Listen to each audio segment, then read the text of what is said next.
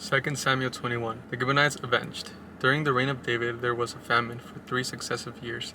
So David fought the face of the Lord. The Lord said, "It is on account of Saul and his blood-stained house.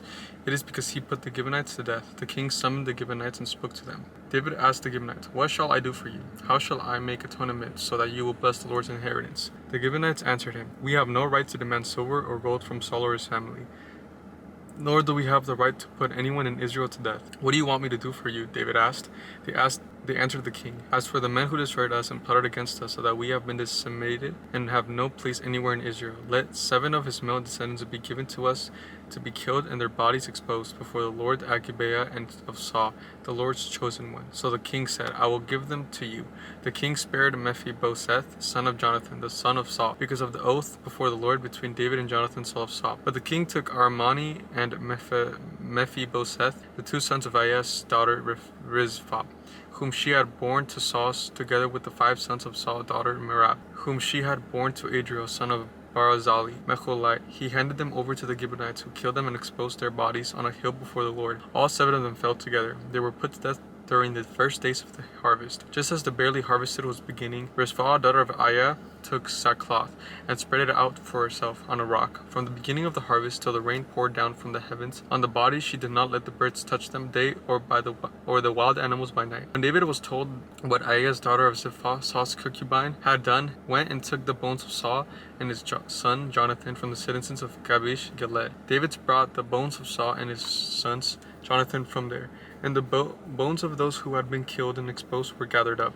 They buried the bones of Saul and his son Jonathan in the tomb of Saul's father, Kish, at Zelah and Benjamin, and did everything the king commanded. After that, God answered prayer in behalf of the land. Wars against the Philistines. Once again there was a battle between the Philistines and Israel. David went down with his men to fight against the Philistines, and he had become exhausted. And Ishbi-Benob, one of the descendants of Rapha, whose bronze spearhead weighed 300 shekels and who's armed with a new sword, said he would kill David. But Abishai, son of Zeruiah, came to David's rescue. He struck the Philistines down and killed him. Then David's men swore to him, saying, "Never again will you go out with us to battle, so that the Lamb of Israel will not be extinguished in the course of the time." There was an other battle with the Philistines at Gob, and at that time Sibbecai Hushai killed Saph, one of the descendants of Rapha. In the other battle with the Philistines at Gob, Elphanan, son of Jair the Bethlehemite, killed the brother of Goliath the Gritty, who had a spear with a shaft like a weaver's rod. In still another battle which took place at Gath, there was a huge man with 6 fingers on each hand and 6 toes on each foot, 24 in all. He also was descended from Rapha. When he taunted Israel, Jonathan, son of Shimei, David's brother, killed him. These 4 were descendants of Rapha in Gath, and they fell at the hands of David and his men. 2 Samuel 22. David's song of praise. David sang the Lord the words of his song, and when the Lord delivered him from the hand of all his enemies and from the hand of Saul, he said, "The Lord is my rock, my fortress and my deliverer. The Lord, my God is my rock, in whom I take refuge, my shield and the horn of my salvation. He is my stronghold, my refuge, and my savior. From violent people you save me. I called to the Lord, who is worthy of my praise, and have been saved from my enemies. The waves of death swirled about me. The torrents of destruction overwhelmed me. The cords of the grave coiled around me. The snares of death confronted me. In my distress I called to God. I called out to my God from his temple. He heard my voice. My cry came to his ears. The earth trembled and quaked. The foundations of the heavens shook. They trembled because he was angry. Smoke rose from his nostrils. Consuming fire came from his mouth. Burning coals blazed out of it. He parted the heavens and came down. Dark clouds were under his feet. He mounted the cherubim and he soared on the wings of the wind. He made darkness his canopy around him. The dark rained clouds of the sky. Out of the brightness of his presence, bolts of lightning blazed forth. The Lord thundered from heaven. The voice of the Most High resounded. He shot his arrows and scattered the enemy. With great bolts of lightning he routed them. The valleys of the sea were exposed, and the foundations of the earth laid bare.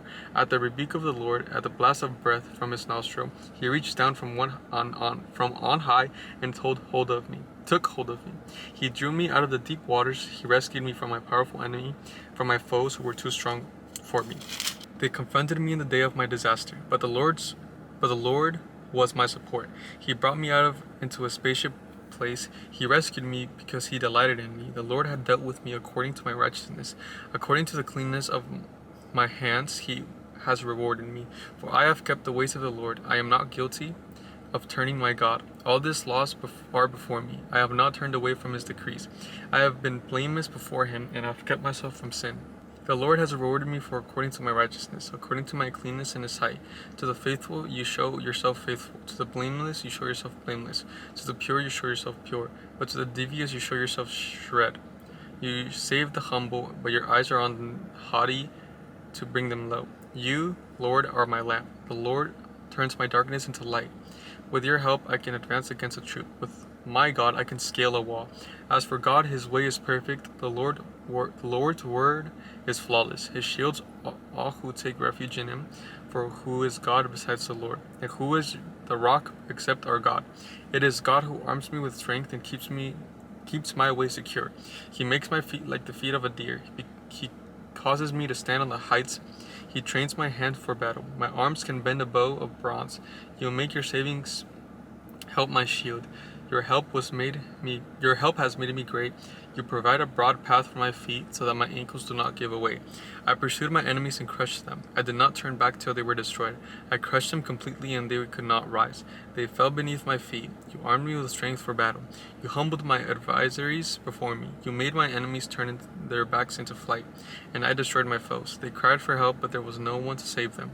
To the Lord, but he did not answer. I beat them as fine as the dust of the earth. I pounded and trampled them like mud in the streets. You have delivered me from the attacks of the people. You have preserved me as the head of nations. People I did not know serve me. Foreigners cower before me. As soon as they hear of me, they obey me. They all lose heart. They come trembling from their strongholds. The Lord lives. Praise be to my rock. Exalted be my Lord, the rock my Savior. He is the God who avenges me, who puts the nations under me, who sets me from my enemies. You exalted me above my foes. From a violent man you rescued me. Therefore I will praise you, Lord, among the nations. I will sing the praises of your name. He gives his king great victories. He shows unfailing kindness to his anointed, to David and his descendants forever. A freaking man, dude. Okay. I'm going home. I'll see y'all tomorrow.